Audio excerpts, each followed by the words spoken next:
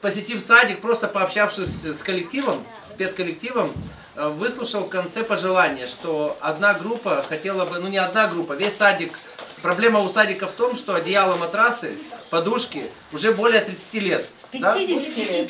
50 более 50 лет. Да. Но если учитывать, что садику в этом году 53 года, Да. 53 года, 50 лет мы отмечали 3 года назад, Да. то да, более 50 лет одеялом, подушкам. И наша команда Гарбалы Руслана и при поддержке Берликтя и Лик высказала такую идею, что да, мы это сделаем. Мы не сможем в полном объеме всему садику выделить, потому что, вы понимаете, это большой объем, огромный объем. А мы остановились на том, что одной группе, всего лишь одной группе постараемся сделать. Очередной раз мы призываем всех жителей Гагаузии следовать нашему примеру.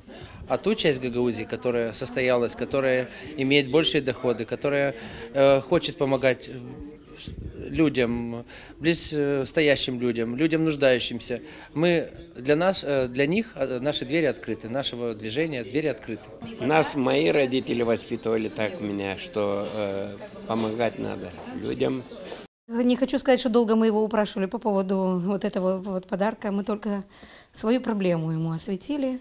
И, конечно же, он сразу откликнулся. Эта помощь была крайне необходима, потому что детям, родителям, обновкам, всем мы очень рады такому подарку.